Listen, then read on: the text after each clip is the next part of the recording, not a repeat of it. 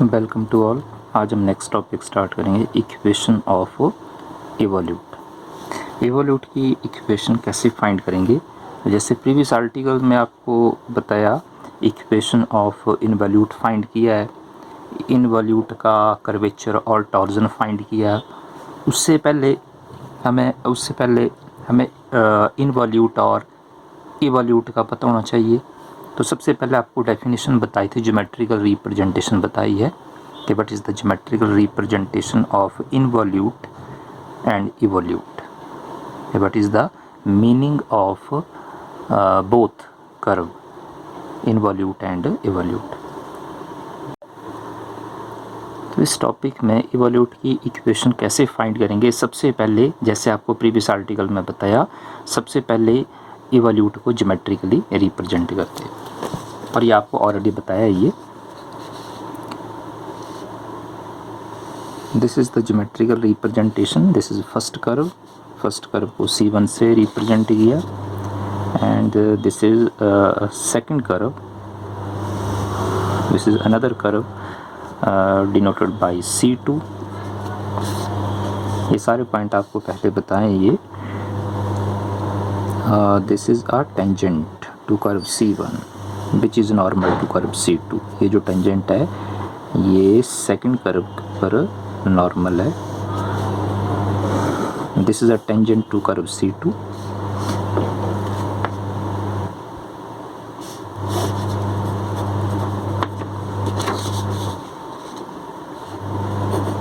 Tangent to curve C1, ये आपको already पता, इस कर्व को क्या बोलते हैं, इवोल्यूट बोलते हैं।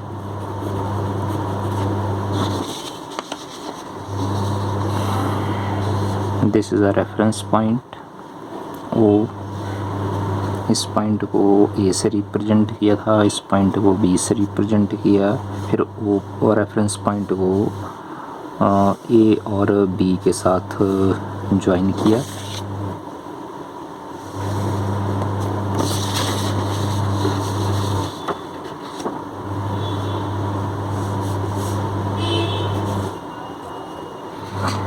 पॉइंट ए के पोजीशन वेक्टर को R1 से डिनोट किया है, ये बताया आपको, and R1 depends on the arc length of first curve which is denoted by small s। Second point के पोजीशन वेक्टर को किससे रिप्रेजेंट किया था, R2 से, और R2 किसके ऊपर डिपेंड करेगा, ये भी आर्क लेंथ के ऊपर, and this is the arc length of our second curve which is represented by S1 से डिनोट किया गया। ये जो फर्स्ट टेंजेंट ड्रॉ किया था, ये भी बताया आपको, इस टेंजेंट के अलोंग यूनिट वेक्टर को किससे रिप्रेजेंट किया था, क्योंकि ये फर्स्ट है तो इसे T1 से रिप्रेजेंट किया है। और सेकंड जो टेंजेंट है सेकंड कर्व का, इस टेंजेंट के अलोंग यूनिट वेक्टर को किससे रिप्रेजेंट किया था, T2 से। This T1 B a unit vector along tangent line, along tangent line, और टेंजेंट लाइन क्या बताई थी आपको, ये ड्रॉ की है सामने, ये A B, and this T2 is also a tangent line along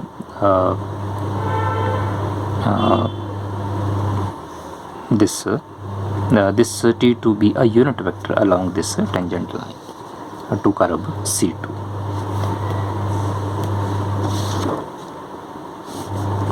Tangent to curve C2, and this is a unit vector along tangent line to curve C2। तो ये सारे पॉइंट आपको ऑलरेडी बताएं ये, and this is a reference point, ये तो पता ही है। This is a reference point, and reference point is also called origin. This is a reference point.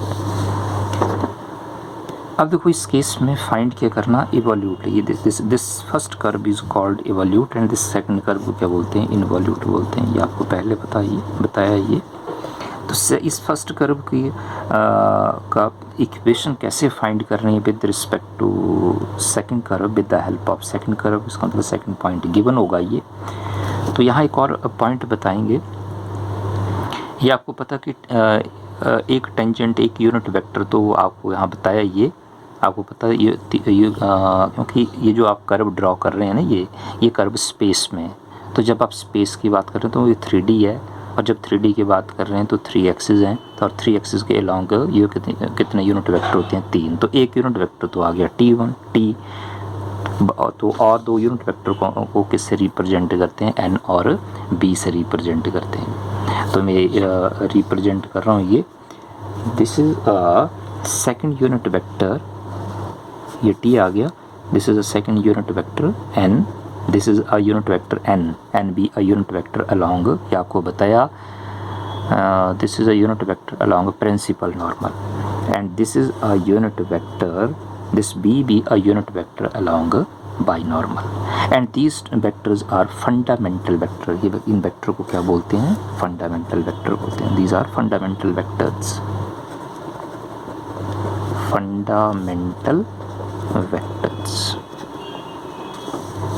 with the help of these points। ये सारा given है, ये सेकंड कर्व गिवन है, ये इस सेकंड कर्व पर पॉइंट बताए, इन पॉइंट की हेल्प से फर्स्ट कर्व का क्या डिफाइन करना, क्या फाइंड करनी है, इक्वेशन फाइंड करनी है। तो सबसे पहले मैं ये पॉइंट लिख रहा हूँ, ये जो पॉइंट आप यहाँ डिफाइन किए, और ये पहले भी बताएं पॉइंट ये कि for any curve in space let us consider reference point, ये आपको पहले भी बताया था। Let us consider reference point और origin कंसिडर करने के बाद फिर पॉइंट O को A और B के साथ ज्वाइन किया था, तो ये पॉइंट लिखा गया join OA and OB। Point O को A और B के साथ ज्वाइन करने का क्या बताया था कि लेट R1 क्या बताया था, this R1 be the position vector of a point A और distance from O to A, and R2 be the position vector of a point B और distance from O to B। तो ये point अभी लिखते हैं, ये लिखा let R1 be the position vector of point first point A on a first curve C1, and R2 be the position vector of second point, and this second point is on second curve which is represented by C2। अब जैसे यहाँ आपको पता लग रहा है ये triangle है, ये पहले बताया आपको सारा पॉइंट, तो इस ट्राइंगल को सॉल्व कैसे किया ये पॉइंट भी बताया, तो मैं सेम फार्मूला अप्लाई कर रहा हूँ। तो फार्मूला अप्लाई किया तो क्या रिजल्ट आएगा, R1 because of different direction, triangle है OAB ट्राइंगल है, बिकॉज ऑफ डिफरेंट डायरेक्शन, ये जो AB है, ये जो टेंजेंट AB है किसके बराबर होगा, R1 minus R2। Therefore by using triangle of vector addition AB is equal to R1 minus R2, जैसे ऐसे भी लिख सकते हैं, R1 minus R2 is equal to AB। Previous article में बताया कि AB के अलॉन्ग यूनिट वेक्टर क्या T1 है, तो ये आपको बताया कि when any vector is along any line this means that vectors are parallel, और जो वेक्टर पैरेलल होंगे तो जैसे T1 जो है वो AB के पैरेलल है, तो आपको यहाँ बताया था, तो AB की वैल्यू क्या बताई थी, कैसे लिखेंगे, इसे एक्सप्रेस कैसे करेंगे, लैम्डा मीन्स कोई वैल्यू है ये, ठीक है, स्केलर भी हो सकता है, वेक्टर भी हो सकता है, लैम्डा इंटू T1। तो ये पॉइंट आपको ऑलरेडी बताया, AB लैम्डा इंटू T1। एक और पॉइंट यहाँ अप्लाई करेंगे क्योंकि यहाँ 2 फंडामेंटल वेक्टर कंसिडर किए हैं, तो AB को आप इन टर्म्स ऑफ T तो आपको पहले बताया, AB को आप इस टेंजेंट लाइन को आप इन terms of unit vector N और B भी एक्सप्रेस कर सकते हैं। तो यहाँ मैं 2 पॉइंट अप्लाई करूँगा, एक पॉइंट तो ऑलरेडी आपको पता, दूसरा पॉइंट जो वो यहाँ से कंसिडर करेंगे कि we can express this tangent line AB as a linear combination of both unit vector. First unit vector fundamental unit vector की बात कर रहे हैं, तो फर्स्ट यूनिट वेक्टर क्या आया, T के बाद क्या N और N के बाद क्या B। तो इन 2 यूनिट वेक्टर के लीनियर कम्बिनेशन की फॉर्म में एक्सप्रेस कर सकते हैं। तो AB की वैल्यू एक ये वैल्यू है, एक पहले बताई और सेकंड पॉइंट आपको ये बता दिए थे। तो ये पॉइंट मैं यहाँ लिख रहा हूँ, ये इसे मैं नंबर 1 लिख रहा हूँ, therefore A B is equal to, ये पॉइंट आपको बता दिए तो मैं ये पॉइंट लिख रहा हूँ। अगर लिखना पॉइंट तो लिख सकते हैं कि this A B can be expressed as a linear combination of both unit vectors, और वो यूनिट वेक्टर कौन से हैं, n and b। देयरफॉर तो ए बी की वैल्यू क्या आएगी, lambda into N plus mu into B. Lambda और म्यू क्या, ये दो स्केलर हैं ये, ठीक है। Lambda into N, first unit vector को फर्स्ट स्केलर से मल्टीप्लाई किया, सेकंड यूनिट वेक्टर को सेकंड स्केलर से मल्टीप्लाई किया, इसे मैं सेकंड नंबर लिख रहा हूँ। Such that lambda comma mu are scalars, ये दो स्केलर हैं, आर टू बी डिटरमिन्ड। और इन दोनों स्केलर की क्या फाइंड करनी, वैल्यू फाइंड करनी। ये आपको प्रीवियस आर्टिकल में बताया था जब ए बी की वैल्यू, ए बी T1 के पैरेलल था, तो आपको यहाँ बताया था यहाँ अननोन वैल्यू क्या आई थी, लैम्डा, और लैम्डा की वैल्यू कैसे फाइंड की थी। तो वो सेम लॉजिक अप्लाई कर रहे हैं इसमें। तो ए बी की वैल्यू क्या है, lambda N plus mu B. तो ए बी की वैल्यू अप्लाई करते हैं, पुट 2 in 1 वी गेट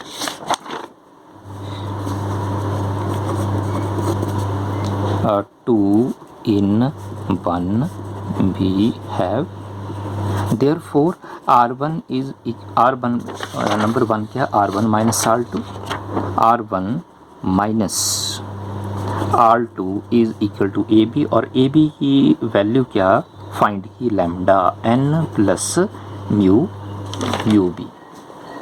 अब देखो इसे सॉल्व करते हैं, आगे सॉल्व क्या करेंगे, क्योंकि आपने फाइंड क्या करना, आपने यहाँ फाइंड करना इवोल्यूट की इक्वेशन फाइंड करनी है।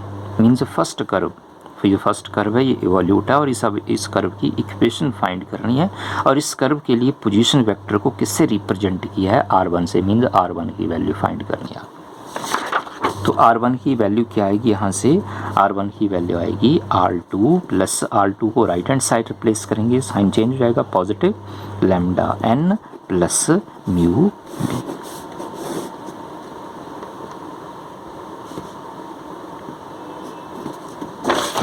इसे मैं नंबर 3 लिख रहा हूँ, थर्ड नंबर। अब नेक्स्ट स्टेप में क्या करेंगे, इस जो आपके पास R1 की वैल्यू आई, this R1 represents equation of evolute. पर इक्वेशन ऑफ इवोल्यूट के लिए आपको क्या करना पड़ेगा, ये पहले बताया कि आपके पास दो अननोन है, वो दो अननोन दो स्केलर कौन से हैं, लैम्डा और म्यू, इन दोनों की वैल्यू इवैल्यूएट करनी है। और वैल्यू कैसे फाइंड करेंगे, तो ये सिंपल पॉइंट है, ये प्रीवियस आर्टिकल में भी आपको थोड़ा सा आइडिया हो जाएगा। अब देखो जब राइट R1 की वैल्यू जो वो इन टर्म्स ऑफ R2 है, और R2 पोजीशन वेक्टर जो है, R2 पोजीशन वेक्टर जो वो सेकंड कर्व के लिए सेकंड पॉइंट का, और R2 जो वो किसके ऊपर डिपेंड कर रहा है, S1 क्या, ये कर्व की आर्क लेंथ है, ये आर्क लेंथ को किससे रिप्रेजेंट किया है, S1 से second.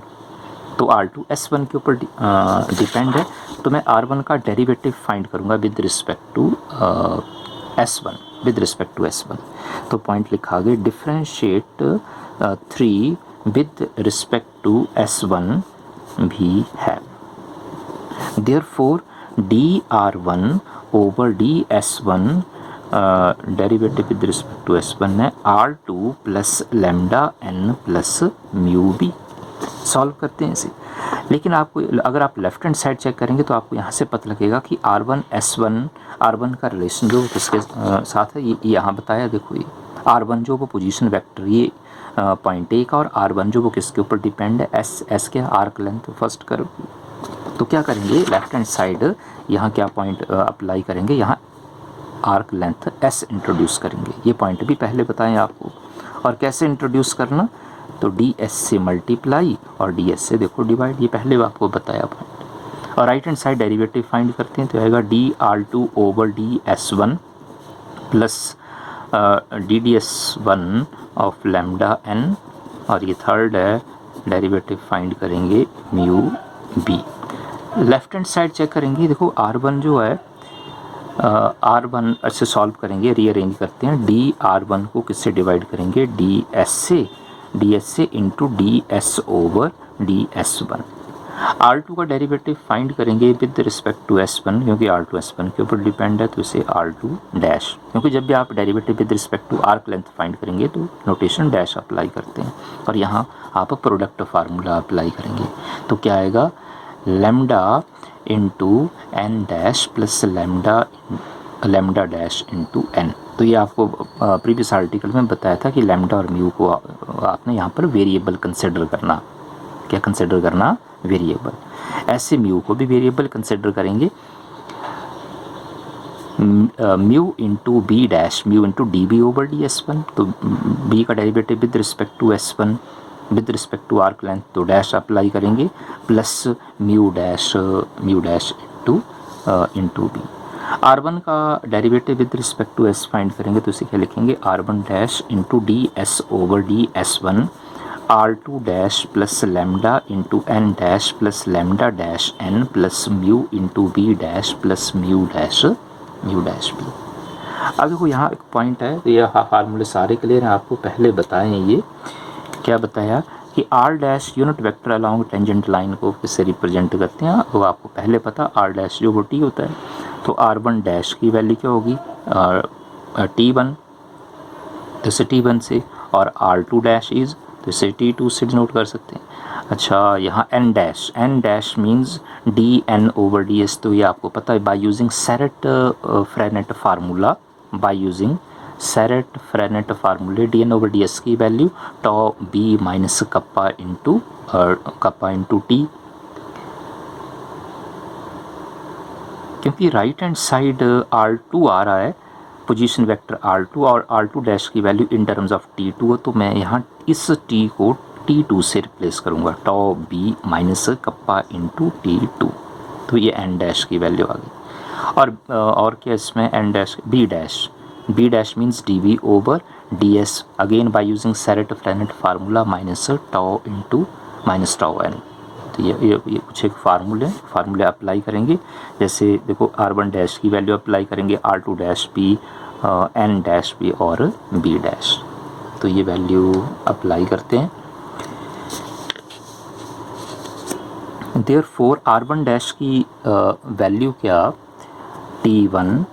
T1 into d s over d s one, this is equal to R2 dash is T2 plus lambda, और एन डैश क्या, tau b minus kappa into T2 plus lambda dash n plus mu, और b dash is minus tau n, with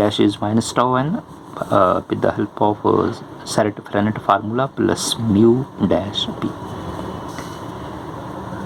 तो next step में इसे right hand side solve करते हैं, T2 plus lambda tau b minus lambda kappa into T2 plus lambda dash n minus mu tau n plus mu dash. अब right hand side आप check करेंगे तो इसमें तीन टाइप की टर्म है, तीन टाइप की टर्म कौन सी हैं, तीन यूनिट वेक्टर हैं, T, N और B। तो सबसे पहले मैं T वाली टर्म लिख रहा हूँ। अब T वाली टर्म जो आएगी वो आएगी इन terms of T2, in term ध्यान रखना, इन टर्म्स ऑफ T2, और ये T2 यूनिट वेक्टर है सेकंड कर्व के लिए। तो ये सबसे पहले T2 तो आएगा 1 माइनस लैम्डा इंटू के या के into lambda, kappa into lambda, T2 common.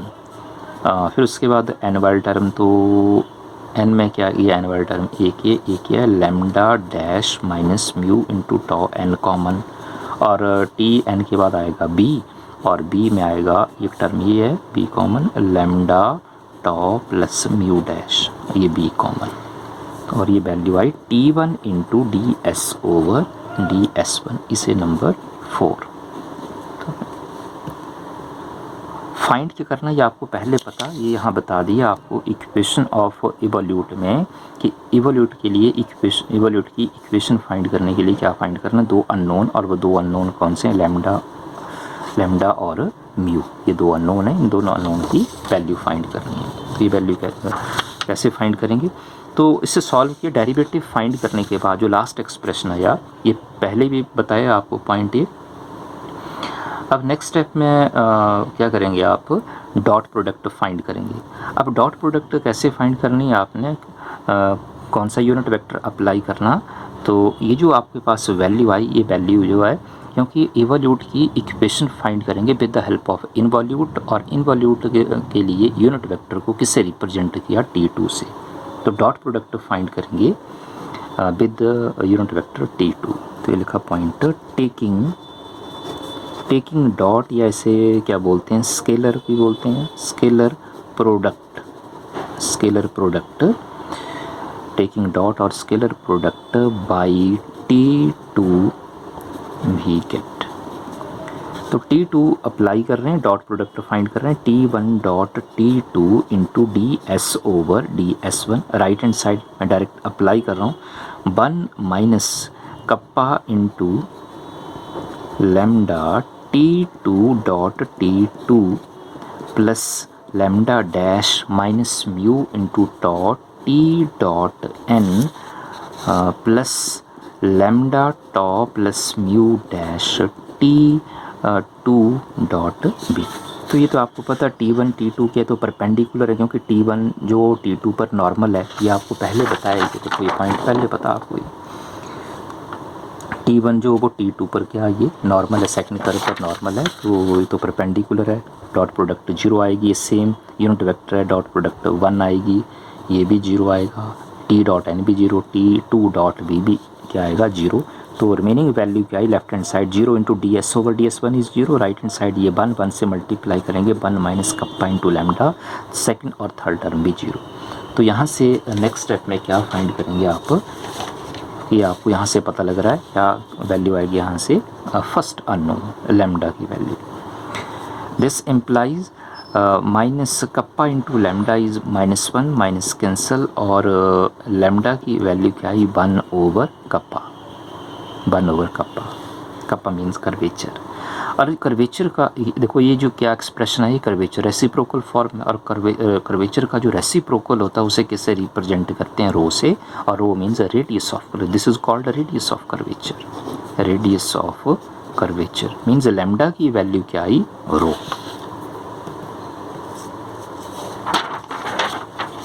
Therefore lambda is equal to rho. तो मैं इसे नंबर 5 लिख रहा हूँ, ये फर्स्ट अननोन आ गया। फर्स्ट अननोन फाइंड करने के बाद सेकंड अननोन, और सेकंड अननोन को किससे रिप्रेजेंट किया, एस, सेकंड अननोन को म्यू से रिप्रेजेंट किया, नॉट एस, म्यू से रिप्रेजेंट किया। तो म्यू की वैल्यू जो वो कैसे फाइंड करेंगे, तो सिंपल पॉइंट है ये। अब सेकंड पॉइंट अप्लाई करेंगे, जैसे स्टार्टिंग में आपको बताया था कि ये जो टेंजेंट है ए बी जो वो T1 के पैरेलल है। एक और पॉइंट बताया, यहाँ 2 फंडामेंटल वेक्टर कंसिडर किए, एक पॉइंट ये कंसिडर किया, तो ये पॉइंट तो अप्लाई कर दिया। अब मैं जो फर्स्ट पॉइंट जो आपको पहले बताया, अब मैं ये सेम पॉइंट अप्लाई करूँगा कि ए बी जो है वो किसके पैरेलल है, T1 के पैरेलल है। तो मैं ये पॉइंट अप्लाई करूँगा, because A B is a parallel to T1, और T1 आपको पता, T1 is a unit vector along A B means tangent. Therefore तो ए बी की वैल्यू क्या आएगी, लैम्डा तो पहले लिख दिया पॉइंट, तो मैं और अनदर कांस्टेंट कोई भी कंसिडर कर सकता हूँ, तो मैं C कंसिडर कर रहा हूँ, C इंटू T1, और यहाँ से क्या फाइंड करूँगा मैं, T1 की वैल्यू, T1 फाइंड करना, और T1 की वैल्यू क्या आई, ए बी ओवर सी। और ए बी आपको पहले पता है, पहले वैल्यू फाइंड की है आपने, कहाँ फाइंड की है ए बी की वैल्यू, ये देखो ये लिखी है, ए बी की वैल्यू क्या, lambda N plus mu b, ये पॉइंट आपको ऑलरेडी बताया ये। तो ये मैं वैल्यू अप्लाई कर रहा हूँ, lambda N plus mu b over क्या, सी। अब ये जो वैल्यू फाइंड की T1 की, इस वैल्यू को कहाँ अप्लाई करेंगे, नंबर 4, इक्वेशन नंबर 4 में लैम्डा T1 की वैल्यू भी फाइंड हो गई, क्योंकि सेकंड अननोन फाइंड करना म्यू, T1 आपको पता लग गया, T1 इवेल्यूएट कर लिया, लैम्डा की वैल्यू भी फाइंड कर लिया आपने, तो ये सेम वैल्यू मैं नंबर 4 में अप्लाई कर रहा हूँ। देयरफॉर 4 इम्प्लाइज, तो नंबर 4 ये लिखा पॉइंट, ये नंबर 4 है, ये नंबर 4 है, यहाँ अप्लाई कर रहा हूँ। तो T1 की value lambda N plus mu b over c into क्या d s over d s one, this is equal to 1 minus kappa, और लेमडा की वैल्यू क्या रो है पर आपने वैल्यू अप्लाई करनी 1 ओवर के, ये तो मैंने रेसिप्रोकल ले लिया यहाँ पर 1 over kappa into T2 plus lambda, lambda की वैल्यू रो है तो लेमडा डैश की वैल्यू क्या आएगी, लेमडा डैश की वैल्यू आएगी रो डैश, तो आ गया rho dash minus mu z into N plus lambda क्या lambda rho into tau plus mu dash into b. Value apply करने के बाद इसे सॉल्व करते हैं। देखो right hand side first term check करेंगे, के कैंसिल हो जाएगा, 1 minus 1 is 0 means first term 0 हो जाएगी। लेफ्ट हैंड साइड सॉल्व करते हैं, 1 over c into lambda n plus mu b into d s over d s one. Right hand side first term तो 0 हो गई, तो सेकंड और third term rho dash minus mu tau z नहीं है ये, क्या है ये टॉ है ये, tau into N plus rho tau plus mu dash into b. Right hand side आप चेक करेंगे, आपके पास दो टर्म है इन terms of unit vector n and b, तो लेफ्ट में भी एन और बी है, तो इन दोनों टर्मों को सेपरेट करते हैं, सॉल्व करते हैं। सॉल्व करेंगे तो क्या आएगा, लेमडा लेमडा की वैल्यू फाइंड की, लेमडा रो है तो वैल्यू अप्लाई कर सकते हैं, ये रो तो ये आएगा 1 ओवर सी से मल्टीप्लाई भी किया, d s over d s one से मल्टीप्लाई किया, तो आएगा rho over c into d s over d s one into N plus mu over c multiply कर रहे हैं 1 ओवर सी से into d s over d s one into b. Right hand side same expression repeat करना, ये same expression repeat कर दी। Next step में compare करेंगे, comparing on both side, comparing on both sides, comparing on both sides भी get. Compare किया सबसे पहले n का कोफिशिएंट, यूनिट वेक्टर n का कोफिशिएंट कंपेयर किया, तो क्या आएगा rho over c into d s over d s one, this is equal to rho dash minus mu into tau, इसे नंबर 6 लिखा। और b का कोफिशिएंट कंपेयर करेंगे, mu over c d s over d s one, this is equal to row tau plus mu dash, इसे number 7। Find क्या करना है, second unknown, और सेकंड अननोन को किससे रिप्रेजेंट किया है, म्यू से रिप्रेजेंट। नेक्स्ट स्टेप में क्या करेंगे, 6 को 7 से डिवाइड करना, therefore 6 divide 7 implies left hand side को लेफ्ट हैंड साइड से, राइट हैंड साइड को राइट हैंड साइड से, rho over c into d s over d s one over mu over c d s over d s one, right hand side को right hand side से, rho dash minus mu into tau over rho tau plus mu dash. D s one d s over d s one से एक term cancel हो गई, सी भी cancel हो जाएगा, तो आएगी rho over mu, left hand side value rho over mu, this is equal to, और right hand side rho dash minus mu into tau over rho tau plus mu dash. Next step में इसे solve करते हैं, cross multiply, ये आएगा rho into rho tau plus mu dash, mu into rho dash minus mu into tau, rho से multiply किया, rho square tau plus rho mu dash, mu into rho dash minus mu square into tau, तो mu और mu dash टॉ में भी आगे रो square टॉ, अच्छा टॉ में दो टर्म है, एक म्यू और म्यू डैश में, तो मैं टॉ वाली टर्म जो है वो कंबाइंड करता हूँ पहले, सेकंड टर्म को लेफ्ट हैंड साइड चेंज किया, म्यू इंटू रो डैश, और म्यू डैश उस राइट हैंड साइड रिप्लेस करेंगे रो इंटू म्यू डैश।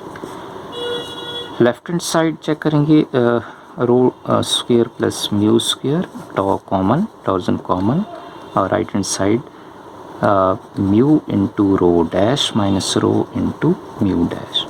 तो यहाँ से क्या फाइंड होगा, म्यू फाइंड होगा, यहाँ से वैल्यू फाइंड होगी टॉ, तो टॉ की वैल्यू क्या आई, mu into rho dash minus rho into mu dash over rho dash, not rho dash, rho square square plus mu square. और ये जो वैल्यू आई राइट हैंड साइड में, ये डेरिवेटिव है किसका, tan इनवर्स का। तो ये सिंपल डेरिवेटिव है with respect to arc length, tan inverse of rho over mu. तो आप डेरिवेटिव फाइंड करके चेक कर सकते हैं, ये सेम वैल्यू आएगी। tan इनवर्स का डेरिवेटिव रो ओवर म्यू का डेरिवेटिव क्या आएगा, ये सेम वैल्यू आएगी। देयरफॉर तो देखो टाउ की वैल्यू क्या आई, टाउ की वैल्यू आई ddS of tan inverse rho over mu. Next step is integrating, differential है, इंटीग्रेट करते हैं यूजिंग वेरिएबल, सेपरेबल भी अप्लाई कर सकते हैं, tau into ds d of tan inverse rho over mu. Integrating भी है, इंटीग्रेट करेंगे तो लेफ्ट हैंड साइड क्या आएगा, integral tau with respect to d s plus c one constant of integration. Right hand side integration apply करेंगे तो integration के साथ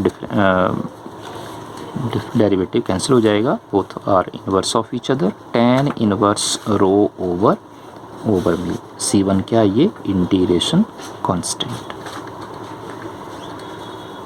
और यहाँ से आप देखो म्यू की आप वैल्यू फाइंड कर सकते हैं नेक्स्ट स्टेप में, ये तो इजी स्टेप था। आगे ये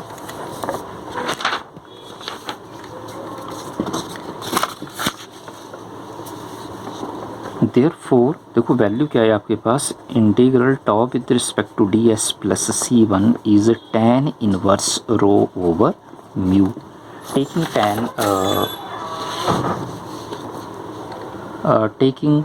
tan ऑन बोथ साइड, क्योंकि tan इनवर्स म्यू फाइंड करना तो tan अप्लाई करना पड़ेगा, तो ये आ गया tan of integral tau with respect to d s plus C1, this is equal tan के साथ tan inverse cancel, rho over mu. और नेक्स्ट स्टेप में क्या फाइंड करेंगे, म्यू फाइंड करना, तो therefore rho over mu is equal to tan of integral tau with respect to d s plus C1 over 1 cross multiply mu into tan of integral tau with respect to d s plus C1, 1 rho into 1 is rho. और म्यू की देखो value क्या आई, rho over tan of tan of